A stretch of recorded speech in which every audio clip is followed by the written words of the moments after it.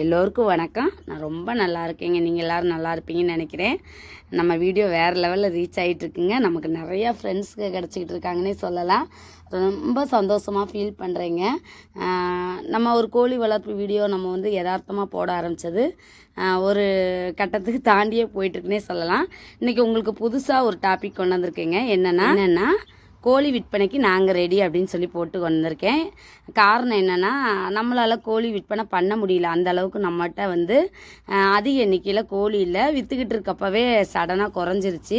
உங்களுக்கே எல்லாருக்கும் தெரிஞ்ச விஷயந்தான். அதுக்கு ஹெல்ப் பண்ண விதமாகவும் நம்ம சேனல் பிடிச்சி நம்மளை பாராட்டுற விதமாகவும் ஒரு அக்கா ஃபோன் பண்ணாங்க. அவங்க பேர் வந்து சாந்தி.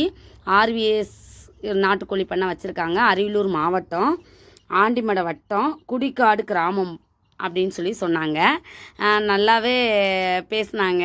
நமக்கு நல்லா ரொம்ப பிடிச்சிருந்த கேரக்டர்னே சொல்லலாம். நம்ம என்ன பண்ணிக்கிட்டு இருக்கோமோ அதே பண்ணுறாங்க. அதுபோக நிறையா பண்ண ஆரம்பிச்சிட்டாங்க.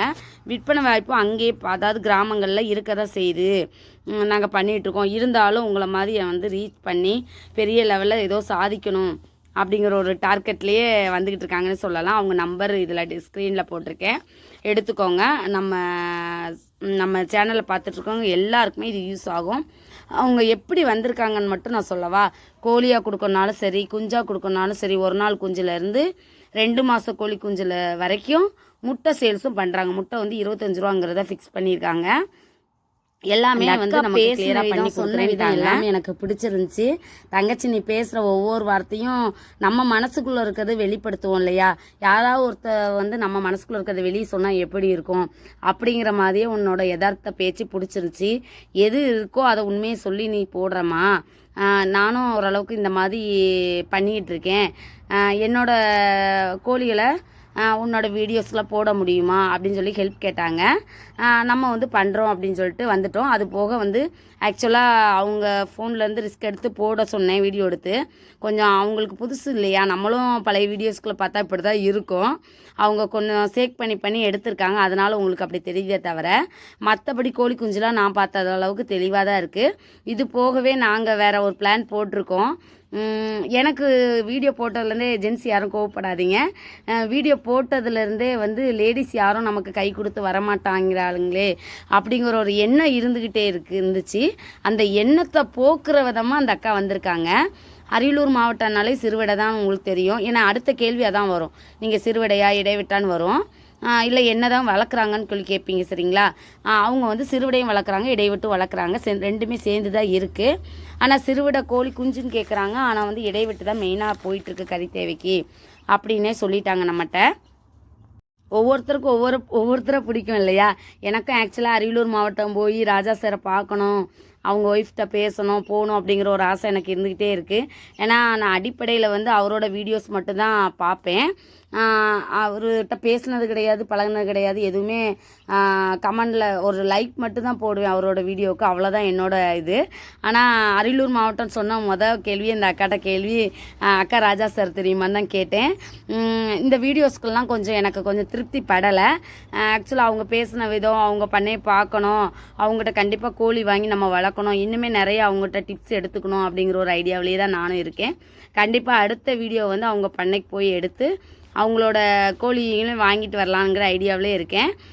இது வந்து கரெக்டாக இருக்கா அப்படிங்கிற ஒரு கேள்வி கேட்டால் நான் கண்டிப்பாக யாருக்குமே வாக்குறுதி கொடுக்க மாட்டேன். கரெக்டாக தான் இருக்குது, நீங்கள் போய் தைரியமாக வாங்குங்கிறத நான் சொல்ல மாட்டேன். அந்த அக்காவே கோவப்பட்டாலும் பரவாயில்ல. ஏன்னா ஒவ்வொருத்தருக்கும் நான் சொல்ல வேண்டிய விஷயம் இது வந்து, அந்த அக்காவே ஒரு பண்ணையில் போய் வாங்குறதா இருந்தாலும் நீங்கள் போய் பார்த்து வாங்குங்க அக்கா அப்படின்னு தான் நான் சொல்லுவேன். ஏன்னா அப்படி தான் நிறைய பட்டிருக்கோங்க. நாங்களாம் நிறைய பட்டிருக்கோம் இந்த கோழி ஃபீல்டில். ஆக்சுவலாக 5 வருஷம் நான் அந்த ஃபீல்டுக்குள்ளே இருக்கேன். அவங்க 3 வருஷம் தான் இருக்கேன்னு சொல்லியிருக்காங்க. அவங்க வந்து நிறைய கொஞ்சம் இடத்துல நல்லா மேய்ஞ்சி புழு பூச்சிலாம் அதிகமாக திங்கிறதுனால கோழிக்கு நல்லாவே சக்தி, அதாவது சத்துள்ள ஆகாரங்கள் கிடைக்கிது. தீவன புல் இந்த மாதிரி அசோலாங்கன்னா அடுத்த கட்டத்துக்கும் அவங்க போக ஆரம்பிச்சிட்டாங்க. தீவன செலவை குறைக்கிறதுக்கு என்னென்ன பண்ண முடியுமோ அவ்வளோமே பண்ணுறாங்க. மெயினாக வந்து நமக்கு வருமானம் வரணும், அதுக்கு எப்படியாவது சக்ஸஸ் பண்ணணுங்கிற ஒரு வெறித்தனமான பேச்சு அவங்ககிட்ட இருக்குது. கண்டிப்பாக அந்த அக்கா நல்லா வருவாங்கன்னு எனக்கு நம்பிக்கை இருக்குது. அதுக்கு நம்மளும் உறுதுணையாக இருப்போம் அப்படிங்கிறது தான். நம்ம சேனலை பார்த்துட்ருக்க ஒவ்வொருத்தரும் நிறையா கேள்வி வந்து ஆக்சுவலாக சேனல் வந்து இப்போ வந்து நோய் அந்த மாதிரி போயிட்டு இருந்ததுனால வேறு மாதிரியே போயிடுச்சு. யாருமே விற்பனைக்குங்கிறது கேள்வி போய் இப்போ வந்து நல்லா பார்த்துக்கோங்கக்கான்னு சொல்கிற மாதிரி வந்துடுச்சு. கண்டிப்பாக விற்பனை பண்ணுறவங்களுக்கு எல்லாருக்குமே ஒரு ஹெல்ப்ஃபுல்லாக இந்த வீடியோ இருக்கும். கண்டிப்பாக அந்த அக்காட்ட போய் பார்த்து வாங்க. அவங்களும் இன்னும் டிரான்ஸ்போர்ட் பண்ணது இல்லைன்னு சொல்லிட்டாங்க. நீங்கள் என்னங்கிறத அந்த அக்காட்ட டேரெக்டாகவே பேசிக்கோங்க. அவங்க சொன்ன விஷயம் அதே தான். பெண்கள் வந்து யாரும் சும்மா இருக்கக்கூடாது, வீட்டுக்காருக்கு பிள்ளைங்களுக்கெல்லாம் ஒரு ஹெல்ப்ஃபுல்லாக இருக்கணும், நம்மளும் ஒரு 4 வருமானம் பார்க்கணும் அப்படிங்கிறதெல்லாம் சொன்னதெல்லாம் அவங்க எப்படி என்னை சொன்னாங்களோ அதே மாதிரி நானும் ஃபீல் பண்ணேன். அந்த அக்கா பேசும்போது நம்ம நம்ம மனசாட்சி ஒன்று பக்கத்தில் இருந்தால் சொன்னால் எப்படி இருக்கும், அந்த மாதிரி ஃபீல் பண்ணேன். ரொம்ப நன்றிக்கா நீங்கள் பேசின விதம். நிறைய பேர் வெளியே எந்திரிச்சு வரணுங்கிறது தான் என்னோட ஒரு குறிக்கோளாகவே நான் வீடியோ என்ட்ரன்ஸில் நான் எதிர்பார்த்து பெண்கள் அப்படி பண்ணணும் இப்படி பண்ணணும்னு சொல்லி போட்டேன். ஆனால் மெதுவாக தான் வந்து பெண்கள் வெளியேறி வர்றாங்கங்கிறது கொஞ்சம் கஷ்டமாக தான் இருக்குது. ஆனால் நான் பெண்களை நினச்சி போட்ட வீடியோஸ் ஃபுல்லாகவே ஜென்ஸு ஃபுல்லாக ரெஸ்பான்ஸ் கொடுத்தீங்க. நல்ல மரியாதையும் கொடுத்து நல்லாவே போயிட்டுருக்குங்க. நம்ம சேனலுக்கு நிறையா ரெஸ்பான்ஸுங்க. நிறைய இன்னுமே எனக்கு ஒரு ஆச்சரியம் என்னென்னா, இந்த காலம் இப்போ தான் பேசியிருக்காங்க, ஆனால் ஃபஸ்ட்லேருந்தே என் வீடியோஸ் ஃபுல்லாக பார்த்துருக்காங்க. அப்போ இன்னும் எத்தனை பேர் வந்து என்னை பார்த்து கொஞ்சம் எத்தனை பேர் கற்றுக்கிட்டாங்க, அதை கற்றுக்கிட்டாங்கலாம் இன்னும் சொல்ல முடியாது. நான் இன்னும் கற்றுக்கவே இல்லை. கொஞ்சம் பண்ணணும், நம்மளும் ஒரு வருமானம் பார்க்கணுன்னு ஒரு எண்ணம் நம்ம தூண்டுதலாக இருக்கும் இல்லையா, அதுவே ஒரு பெரிய விஷயம் தானே அப்படிங்கிறதுல தெளிவாக இருக்கேங்க. நல்ல இயற்கை முறையிலே நல்லா வளர்க்குறாங்க. அவங்க சொன்ன என்ன விஷயம்னா, இன்னொரு விஷயம், நம்ம இடத்து பக்கத்தில் ஃபுல்லாகவே மண்டி கிடக்கும். அதாவது முந்திரி மரம்லாம் மண்டி புழு பூச்சிமா நடமாடும் கோழி வளர்க்குறதுக்கு முன்னாடி. இப்போல்லாம் பாம்பு வந்தால் கூட நம்ம கோழியெல்லாம் சுற்றி விரட்டி அடிச்சு விட்டுருதுங்க. அந்த அளவுக்கு வந்து நம்ம கோழி நமக்கும் ஹெல்ப்ஃபுல்லாக இருக்குது, அதுக்கு நம்ம ஹெல்ப்ஃபுல்லாக இருக்கோங்கிற மாதிரியே சொல்லிட்டாங்க. நல்லாவே பண்ணிகிட்டு இருப்பாங்க போல். செட்டுக்கு வந்து அமைப்பு வந்து குஞ்சுகளுக்கு ஃபுல்லாக போட்டிருக்காங்க. கோழிலாம் மரத்தில் தான் அடையுதுன்னு சொன்னாங்க. அதுவுமே வித்தியாசமான ஒரு ஃபீலிங்காக தான் இருந்துச்சு எனக்கு. நம்ம கோழிலாம் 2 நாளைக்கெல்லாம் மரத்தில் இருந்துச்சுன்னா 3ஆவது நாள் பூனை வந்து வந்து எதையாவது ஒன்று பிடிச்சிட்டு போயிருங்க. தப்பி தவறி மரத்தில் அரைஞ்சால் கூட அந்த கோழி நமக்கு இல்லைன்னு நினச்சி முடிவு பண்ணிக்கணுங்க. அந்த மாதிரி தான் நம்மளோட இடங்கள்லாம் இருக்குது. சரி, அவங்களுக்கு ஓகே ஆயிடுச்சு அப்படிங்கிறாங்க. அவங்க வந்து ஒரு 40-50லேருந்து தாய்க்கோழி வச்சுருக்காங்க. தாய்க்கோழி யாருக்கும் கொடுக்கறதில்லன்னு சொன்னாங்க. ஆனால் என்னை மாதிரி தான் அவங்களும் சொல்கிறாங்க. கேட்டு நம்மளை தேடி வந்துட்டாங்க, எனக்கு 2 தாய்க்கோழி கொடுங்க, 10 குஞ்சு கொடுங்க அப்படின்னாலும் நான் கொடுக்க ரெடி அப்படிங்கிறாங்க. அடுத்து வேணால் நம்ம தாய்க்கோழி அடுத்து வர குஞ்சுகளை நிப்பாட்டிக்கலாம் அப்படிங்கிற மாதிரி சொல்லியிருக்காங்க. ஒரு நாள் குஞ்சு 60 ரூபாயும், 1 மாத குஞ்சு 120 ரூபாயும், 2 மாத குஞ்சு 240 ரூபாயும் கொடுக்குறேன்னு சொல்லியிருக்காங்க. கிலோ கணக்கில் கோழி கொடுத்துர்லாங்கிற ஐடியாவில் இருக்காங்க. 1 கிலோ வந்து 500 ரூபா வரைக்கும் போகுது அப்படின்னு சொல்லியிருக்காங்க. மற்றபடி அவங்க கொடுக்குறாங்களா என்னங்கிறத நீங்கள் பார்த்துக்கோங்க. அந்த டைமில் இருந்தால் கண்டிப்பாக அந்த அக்கா கொடுப்பாங்க. ஏன்னா எல்லாருமே வளர்த்து பயன்படணுங்கிறத அவங்களும் சொல்கிற விஷயம். தேவைகள் நிறையா இருக்குது, கண்டிப்பாக எல்லோரும் பண்ணுங்க அப்படிங்கிறாங்க. நல்லா நீட்டாகவே எல்லாமே தீவனம் கொடுக்குறதுலேருந்தே எல்லாமே அதை தான் சொன்னாங்க. சத்துள்ள தீவனம் நான் காலையிலே கொடுத்துருவேன். தீவனம் அதாவது கம்பெனி ஃபீடு தான் போடுறேன் காலையில், அதுக்கப்புறம் மேய்ஞ்சிட்டு வந்துடும், சாயந்தரம் நேரம் அரிசி இந்த மாதிரி கொஞ்சம் போடுவேன் அப்படின்னு தான் சொன்னாங்க. ஆக்சுவலாக அவங்களுக்கு கொஞ்சம் வீடியோ எடுக்க தெரியல, யாரும் தப்பாக நினைக்காதீங்க. நம்ம வீடியோஸ்கள் போடும்போது நல்லா க்ளீனாக பார்க்கலாம். நேரில் போய் பார்க்கலானுங்க. நானுமே ரெடியாக தான் இருக்கேன். எனக்கு கொஞ்சம் பசங்களை காலேஜில் சேர்க்குறது அது இதுன்னு கொஞ்சம் வேலை. என் பையன் காலேஜ் சேரப்போகிறான், அந்த வேலைகள் இருக்குது. அடுத்து +2 ரிசல்ட்டுக்காக வெயிட்டிங்கு. நம்ம ஃபேமிலியும் கொஞ்சம் பார்க்கணும் இல்லையா. கொஞ்சம் வெயில் அதிகமாக இருக்குது, இந்த டைமில் கொஞ்சம் வாங்குறதான்னு யோசனையாகவும் இருக்குது. ஆனால் கண்டிப்பாக ராஜா சார் இந்த அக்கா எல்லாத்தையும் மீட் பண்ணிட்டு வரலாம். அது ஒரு வீடியோவாக கண்டிப்பாக அப்டேட் பண்ணுறேன்.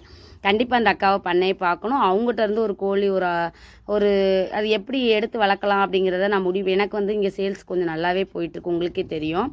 ஒருவேளை நம்ம கோழி மாதிரி தான் எல்லாமே இருக்குங்க, கொஞ்சமும் எனக்கு வித்தியாசம் தெரியல. நம்ம கோழி மாதிரியே தான் இருக்குது. நான் கொஞ்சம் கலர்ஃபுல் கோழிகளை தேர்ந்தெடுத்து வாங்குவேன்னு தெரியும் உங்களுக்கு. அந்த மாதிரி ஒரு 10 கோழி 20 கோழி நம்ம வாங்கி டிரான்ஸ்போர்ட் பண்ணி கொண்டு வந்துடலாமான்னு ஒரு ஐடியாவிலேயே தான் இருக்கேன். அந்த அக்காட்ட பேசணும் அதான் பேசினேன். வாங்கப்பா, ஒன்றும் பிரச்சனை இல்லைப்பா, வாப்பா, நீ எப்போ வரேன்னு மட்டும் சொல்லிட்டு வான்னு சொல்லியிருக்காங்க. எல்லாருமே ஃபோன் பண்ணி பேசுங்க. அவங்களும் இங்குபெட்ரு யூஸ் பண்ணுறீங்களாக்கான்னு கேட்டேன். அவங்களும் நானும் இங்குபெட்ரு யூஸ் பண்ணுறேன், நல்லாவே போயிட்டுருக்கு அப்படின்னு சொன்னாங்க. நல்லா செக்ஷன் வாரியாக பிரித்து வச்சு நீட்டாக பண்ணுறேன்னு சொன்னாங்க. அதாவது தனித்தனியாக செக்ஷன் இப்போ 1 மாதம் குஞ்சு 2 மாதம் குஞ்சு அப்படின்னு சொல்லி செட்டப்புக்கெல்லாம் நீட்டாக பண்ணியிருக்கோம்ப்பா. இல்லைன்னா இந்த அளவுக்கு கொண்டு வர முடியாது, அதுகளுக்கெல்லாம் தனித்தனியாக செட் பண்ணிட்டோம். இன்குபேட்டர் வந்து வீட்டுக்குள்ளே தான் வச்சுருக்கோம் அப்படின்னு நீட்டாக சொன்னாங்க. எல்லா விதமுமே நமக்கு பிடிச்சிருந்துச்சு. இனி என்னென்னா இன்னொன்று சொன்னாங்க, விறகடுப்பில் தான் நாங்கள் சமைப்போம், அந்த குப்பையெல்லாம் சேர்த்து வச்சு போட்டுருவோம், போட்டால் அது கிண்டி நல்லா மேயும்போது பார்க்க அழகாக இருக்கும், ரசிப்போம் அப்படிங்க. தண்ணியெலாம் முந்திரிக்காடில் தண்ணி விட்டுறதெல்லாம் போய் கிண்டி படுத்துக்கும், நல்லா இயற்கை சூழல்லே வளருதுப்பா. கோவா புல், அசோலா, தீவனப்புல் அப்படின்னு சொல்லி நிறையா சூப்பர் நேப்பியர் எல்லாமே நாங்கள் போட்டிருக்கோம்ப்பா. இனி வந்து அதை கொஞ்சம் வெட்டி கோழிகளுக்கு போடணும்.